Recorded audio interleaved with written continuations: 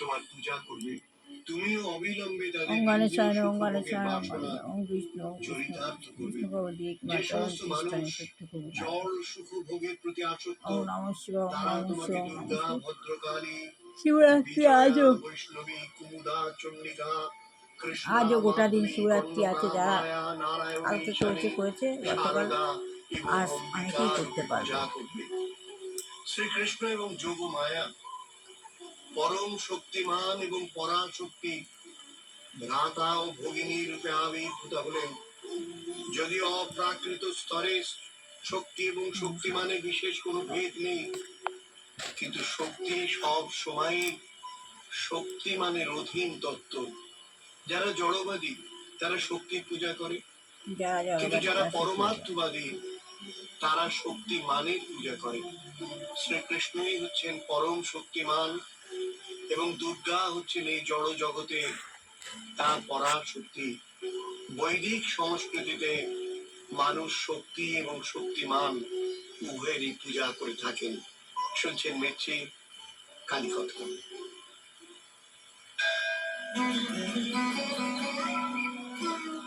শ্রী জগন্নাথ বসুর সঙ্গে কালীর কথা শুধুমাত্র 98.3 মির্চিতে।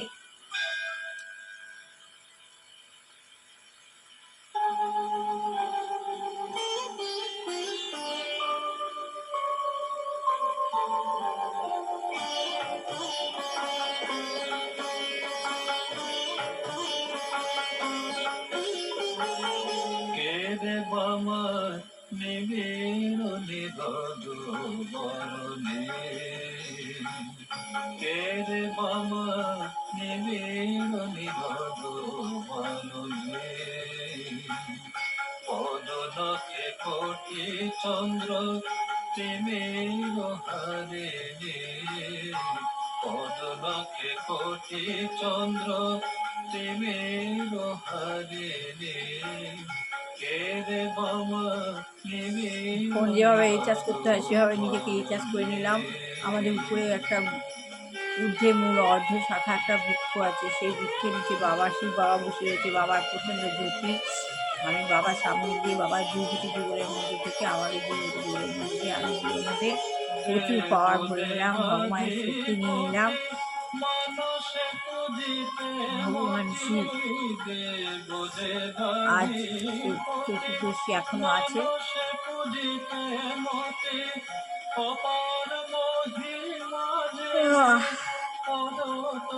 আমার গুরু সঙ্গ সেই গুরুদেব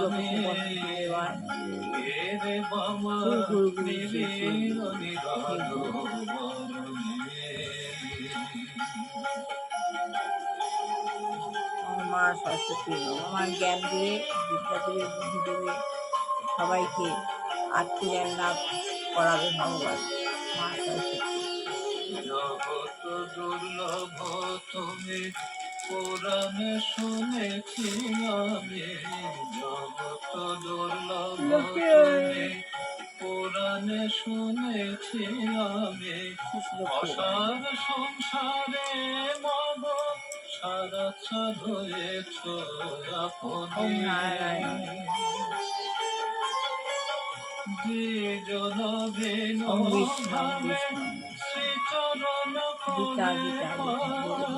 দ্বিজন ভিন্ন ভাবে শ্রীচরণ কবে পাইলে জনম সফল মুখ পদ সমান বনে, কে রে বামা নিবিড় নিরোধ বরণে, পদনকে কোটি চন্দ্র তিমির হারে, কে রে বামা নিবিড় নিরোধ বরণে।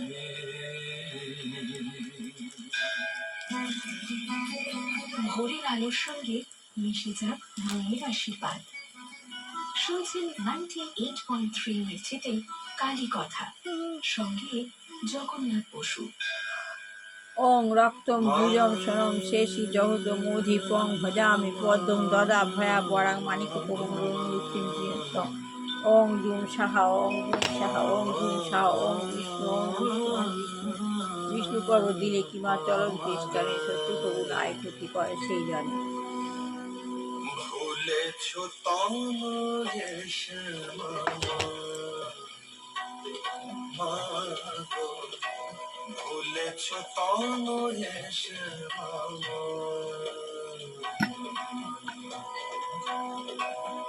বৃথায় জীবন যায়, এ জীবন যায় যায় যায়, গুরুদেব দুর্গা বসুন পরমহংস দেবায়। জীবন যায়, এ জীবন যায় যায় যায়, ভুলেছ তনয়ে লক্ষ্মী শ্যামা দেবায়। ভুলেছ তনয়ে শ্যামা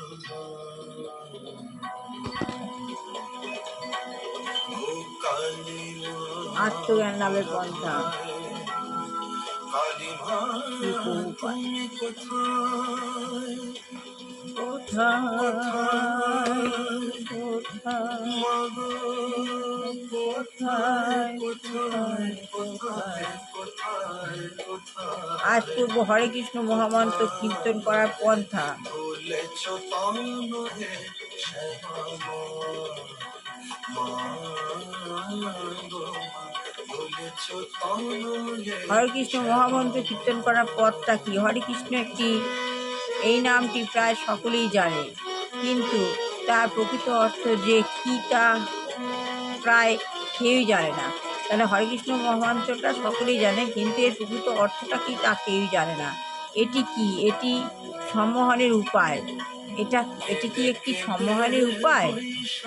এটি কি বাস্তব জগৎকে এড়িয়ে যাওয়ার একটি পন্থা, নাকি এটি একটি যথার্থ ধ্যানের পন্থা, যার মাধ্যমে উন্নত চেতনার বিকাশ করা যায়? তনয়ে তারা তারা স্থান দিল বলছে হরে কৃষ্ণ মহামন্ত্র সবাই জানে, কিন্তু এর প্রকৃত অর্থটা কি জানে না।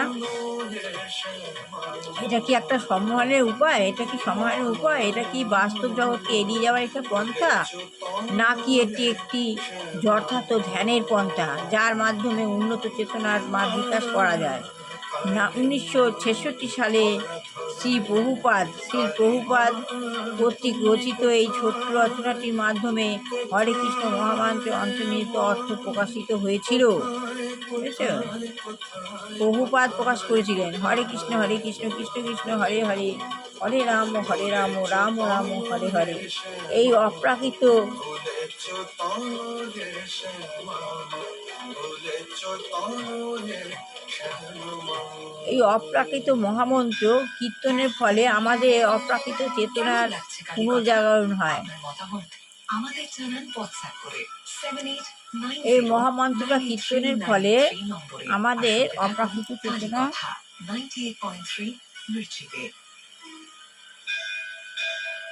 শুনছেন কালী কথা শুধুমাত্র 98.3 মির্চিতে, সঙ্গে জগন্নাথ বসু।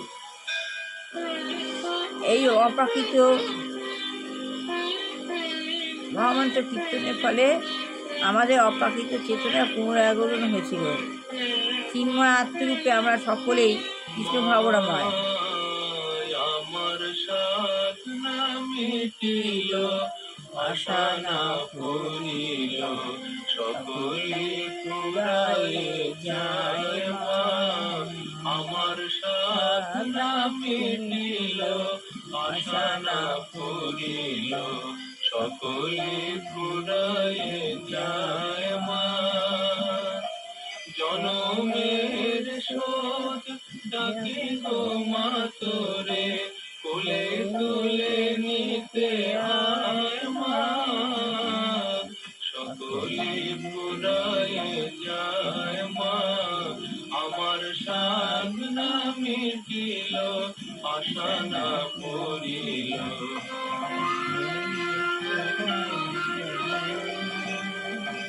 পৃথিবীর কেউ ভালো তো বাসে না, পৃথিবীর ভালোবাসিতে জানে না। পৃথিবীর কেউ ভালো তো বাসে না, এই পৃথিবী ভালোবাসিতে জানে না, তাতে শুধু ভালোবাসাবাসি, সে তাদেরকে প্রাণ চায় মা। সকলে ফুরায় যায় মা, আমার সাধনা মিটিল, আশা না পড়িল।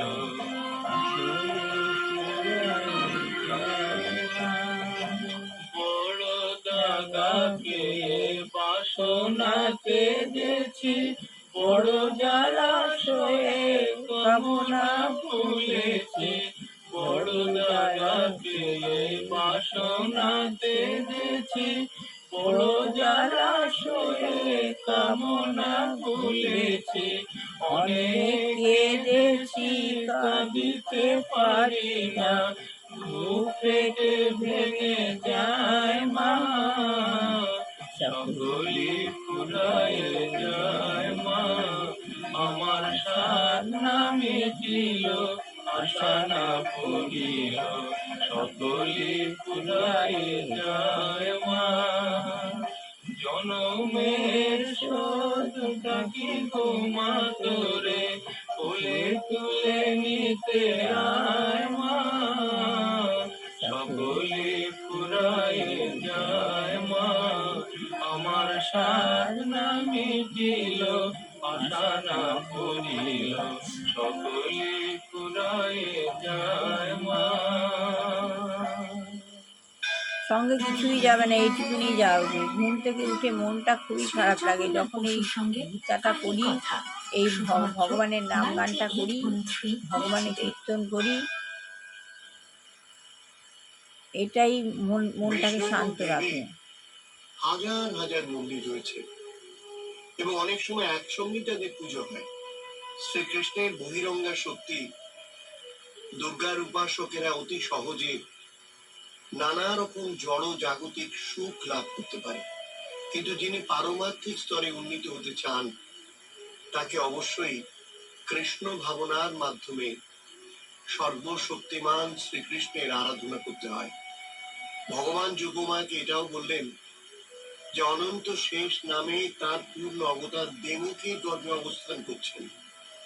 রোহিণীর গর্ভে বলপূর্বক আকৃষ্ট হয়েছিলেন বলে তাকে সংকর্ষণ বলা হয়, এবং তিনি সমস্ত আধ্যাত্মিক শক্তির উৎসরূপে জীবকে রমণ অর্থাৎ আনন্দ প্রদান করেন বলে তার আর এক নাম বলরাম।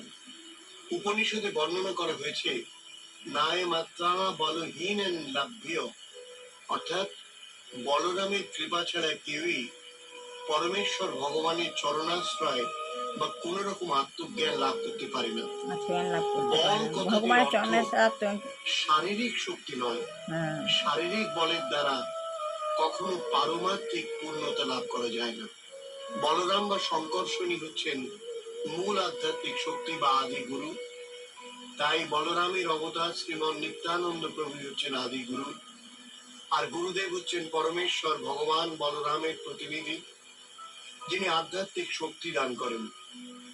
চৈতন্য চরিতামৃতে বলা হয়েছে সৎ গুরুই হচ্ছেন শ্রীকৃষ্ণের কৃপার প্রকাশ। শুনছেন মির্চি কালীপত্র। তাহলে শুনলেন তো, এই যে ভগবানের যে নাম গান করা কীর্তন করার সঙ্গে এটাই যায়, এতে শান্তি, এর ছাড়া শান্তি কিছুতে নেই। প্রেরণা পাওয়া যায়, মনে শক্তি পাওয়া যায় যে কোনো কাজে। এই নিয়ে মানুষের বেঁচে থাকা। এই অপ্রাকৃত মহামান্ত্র কীর্তনের ফলে আমাদের অপ্রাকৃত চেতনার পুনর্জাগরণ হয়। আমাদের যে এই মহামান্ত্র, এটা অপ্রাকৃত কীর্তন, এই কীর্তনের ফলে আমাদের অপ্রাকৃত চেতনার পুনর্জাগরণ হয়। চিন্ময় আত্মারূপে আমরা সকলে কৃষ্ণ ভাবনাময়, চিন্ময় আত্মারূপে আমরা সকলেই কৃষ্ণ ভাবনাময়। কিন্তু অনাদিকাল ধরে জড়জগতের সঙ্গে সম্পর্কের ফলে আমাদের চেতনা জড় কলুষের দ্বারা কলুষিত হয়ে পড়েছে। যে জড় পরিবেশে আমরা এখন বাস করছি তাকে বলা হয় মায়া। আমরা যে জড় পরিবেশে বাস করছি এটা হচ্ছে মায়া। মায়া মানে হচ্ছে মা নয়, মায়া মানে হচ্ছে যা নয়। আর এই মায়া এই মায়া কি?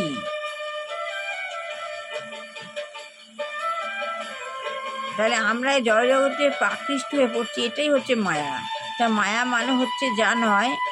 আর কি এই মায়া কি? এই মায়া হচ্ছে জড় প্রকৃতির উপর কঠোর নিয়মে আবদ্ধ।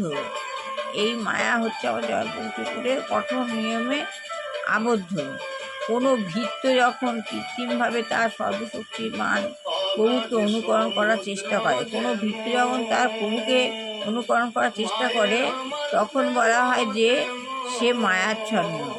যখন সে কাউকে কোনো গুরুকে অনুকরণ করার চেষ্টা করছে, সর্বশক্তিমান প্রভুকে অনুকরণ করার চেষ্টা করছে, তখন তাকে বলা হচ্ছে যে সে মায়াচ্ছন্ন। আমরা এখন জড় প্রকৃতির সম্পদগুলি ভোগ করার চেষ্টা করছি। আমরা এখন কী করছি? এই জড় প্রকৃতির যত সম্পদ, সেই সম্পদগুলোকে ভোগ করার চেষ্টা করছি, কিন্তু প্রকৃতপক্ষে আমরা জড় প্রকৃতির জটিলতা দৃঢ় থেকে দৃঢ়তর আবদ্ধ হয়ে পড়ছি। তাই প্রকৃতপক্ষে আমরা কী করছি? আমরা এই জড় প্রকৃতির জটিলতায় দৃঢ়ভাবে আবদ্ধ হয়ে পড়ছি।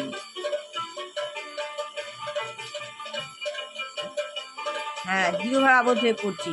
তাই যদিও জড় প্রকৃতিকে বশ করার জন্য আমরা কঠোর নির্ভরশীল হয়ে পড়ছি। তাই আমরা এই জড় প্রকৃতিকে বশ করার জন্য কঠোর নির্ভরশীল হয়ে পড়ছি। আমাদের কৃষ্ণ ভাবনার পুনর্জাগরণের ফলে জড় প্রকৃতির সঙ্গে এই অলীক সংগ্রামের অচিরেই নিরসন হতে পারে। আমাদের এই জড় প্রকৃতি, আমাদের যে কৃষ্ণ ভাবনার পুনর্জাগরণ, এই পুনর্জাগরণের ফলে কী হচ্ছে? জড় প্রকৃতির সঙ্গে অলীক সংগ্রামের অচিরেই নিরসন হতে পারে। আমরা যে জড় প্রকৃতির সঙ্গে অলীক সংগ্রামে কৃষ্ণ ভাবনার সঙ্গে পুনর্জাগরণ করছি, এই পুনর্জাগরণের ফলে জড় প্রকৃতির সঙ্গে যে অলীক সংগ্রাম, এই সংগ্রাম অচিরেই নিরসন হতে পারে। হরে কৃষ্ণ কৃষ্ণ কৃষ্ণ হরে হরে, হরে রাম রাম রাম হরে হরে। এই মহামন্ত্র হচ্ছে আমাদের শুদ্ধ চেতনাকে জাগরিত করা অপ্রাকৃত পন্থা।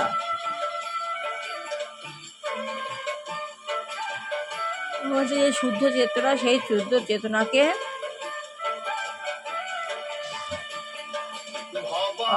অপ্রাকৃত করার পন্থা।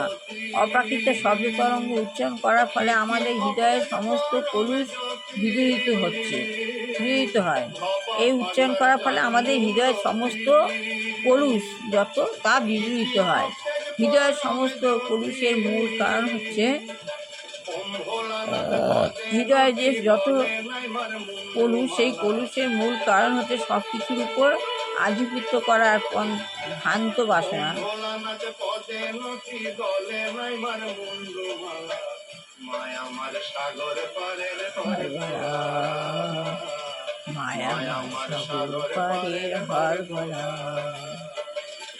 জাতি ভেদ নাই কোনে তাই মায়ের আমারে খেলা, জাতি ভেদ নাই কোনে লাই মায়ের আমারে খেলা, মায়া আমার সাগর পারের হর গলা, মায়া আমার সাগর পারের হর গলা, মায়া আমার সাগর পারের হর গলা। আজ এইটুখানি করলাম। ভালো লাগে লাইক শেয়ার কমেন্ট অবশ্যই করবেন। সবার ভালো হোক, কল্যাণ হোক, মঙ্গল হোক। দুষ্টু বাচ্চা মানুষ হোক, বিবাহ ছেলে হোক, চাকরি হয়েছিলাম চাকরি হোক, যে গিয়ে দুরাচারী গৃহী রয়েছেন, ভগবান যেন তাকে সরিয়ে নেয়, না হয় তাকে চেতনা দিক। যে গিয়ে দুরারোগ্য বা রোগাগ্রস্ত বৃদ্ধা কোনো যোগী আছেন, ভগবান তাদের মুক্তি দেয়। এই বলে শেষ করে আমার ছেলে বউকে ভালো রেখো, আমার ছেলে বউকে ভালো রেখো, আমার ছেলে বউকে ভালো রেখো। ওদের সমস্ত আপবিত্র দূর করো, শক্তি দমন করো, বুদ্ধি দাও, ওরা ভালোভাবে চাকরি করে দিবে, আমার ছেলে বউকে ভালো। তুমি ওদেরকে আশীর্বাদ দিও, ওদের ভালো রেখো, আশীর্বাদ দিও, ওদের ভালো কালী কথা, হরে রাম হরে রাম হরে হরে। হরে কৃষ্ণ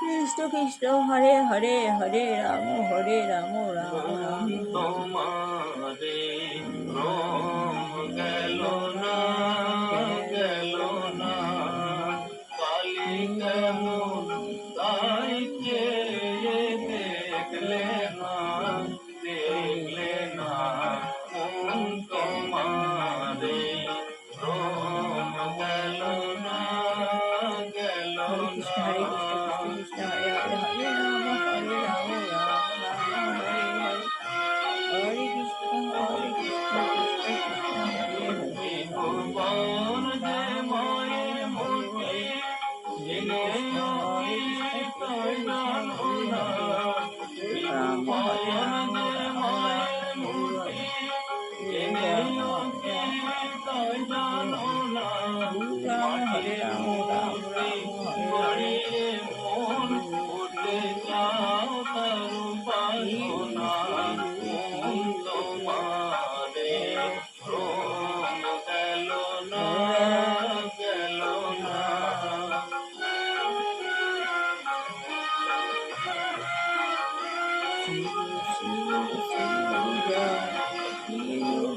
কে সাজাচ্ছেন যে মা দিয়ে কত রত্ন সোনা কে সাজাচ্ছেন যে মা কত রত্ন বড় সোনা গুরু কি পাহি মনলা যে গুরু কি পাহি ধার ডাকের গহনা মন তোমারে রোম গেল না গেল না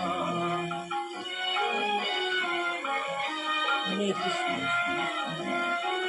হরে রাম রাম জগৎকে খাওয়াতে যে মা সুমধুর খাতনা জগৎকে খাওয়াতে যে মা সুমধুর খাতনা তোমরাকে খাওয়াতে চাই আলো জানার মুখে জানা কোন তোমারে রোম গেল না গেল না কালি কেমন তাই চেয়ে দেখলে না দেখলে না কোন তোমারে রোম গেল না গেল না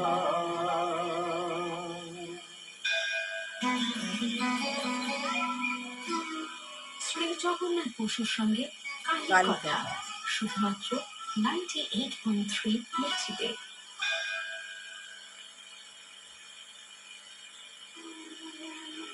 পরমেশ্বর ভগবানের দ্বারা আদিষ্ট হয়ে যোগমায়া ভগবানকে প্রদক্ষিণ করে তার আদেশ অনুসারে জড় জগতে আবির্ভূত হলেন। যখন সর্বশক্তিমান ভগবান দেবকীর গর্ভ থেকে রোহিণীর গর্ভে স্থানান্তরিত হলেন, তখন রোহিণী এবং দেবকী দুজনেই যোগমায়ার প্রভাবে আচ্ছন্ন ছিলেন।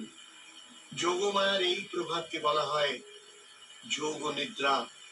দেবকীর গর্ভ থেকে তার এই সপ্তম সন্তানটি গর্ভান্তরিত হওয়ার ফলে সকলে মনে করলো দেবকীর গর্ভপাত হয়েছে।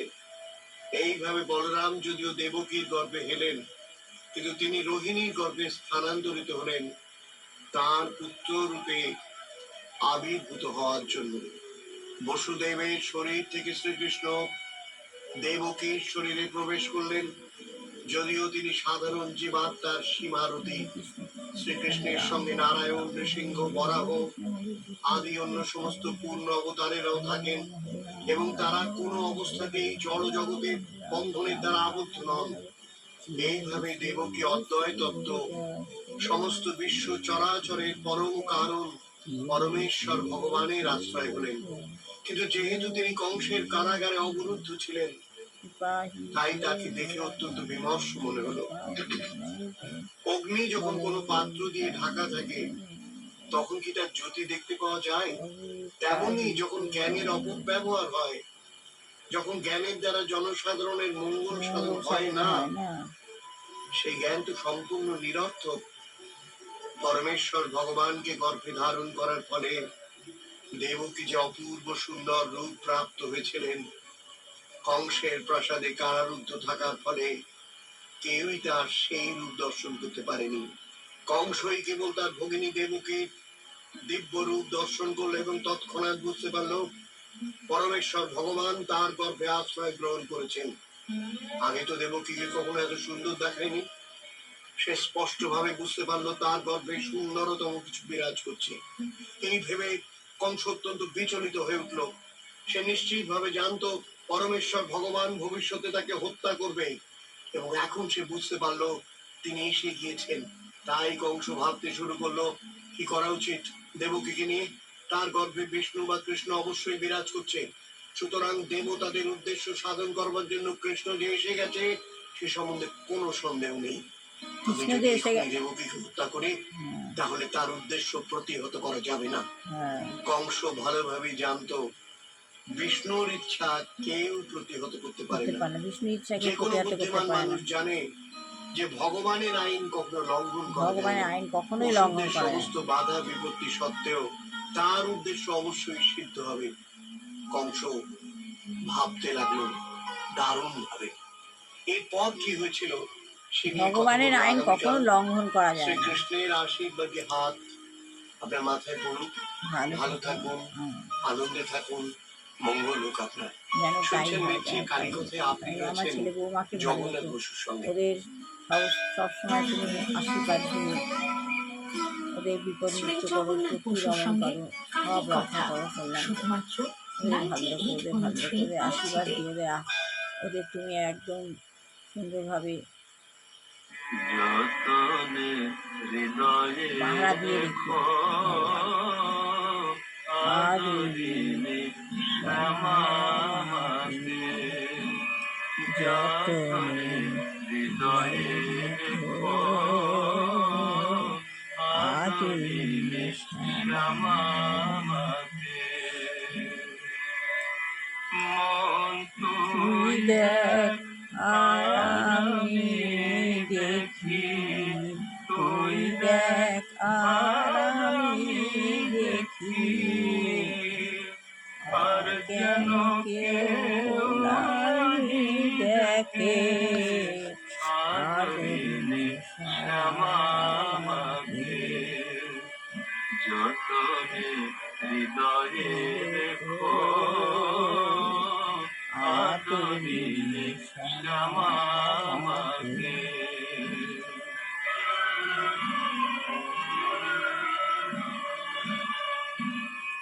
অরুচি মন্ত্রী যত নিকট হতে দিও লাগো। অরুচি মন্ত্রী যত নিকট হতে দিও লাগো। জ্ঞান নয়নকে প্রহরী দেখো, নয়নকে প্রহরী দেখো। সে যেন সাবধানে থাকে আদরিণী শ্যামাকে।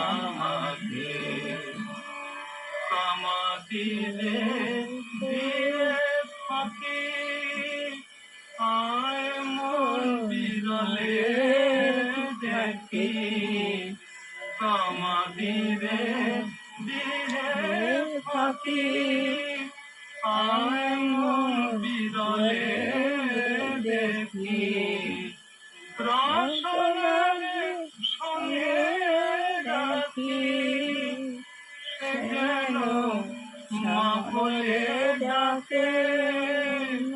রসনার সঙ্গে রাখি সে যেন মা বলে ডাকে। মা বলে সে যেন মা বলে ডাকে। আদরিণী শ্যামাকে। হৃদয়ে রেখো আদরিনী শ্যামা মাকে। কেমন লাগছে কালী কথা? আপনার খুব মতামত ভালো লাগছে। আমাদের জানান WhatsApp আপনারা করে। প্রতিদিন ঘুম থেকে উঠে বহু মুহূর্তে এইভাবে ভগবানের নাম গান শুনুন, আপনি প্রেরণা পাবেন। শুনতে থাকুন কালী কথা। সমস্ত কাজে ভগবান 98.3 আপনাকে মির্চিতে। শক্তি যোগাবে, আপনি স্টেবল হবেন। আজকের মতো শেষ করলাম। ভালো লাগলে লাইক শেয়ার কমেন্ট অবশ্যই করুন।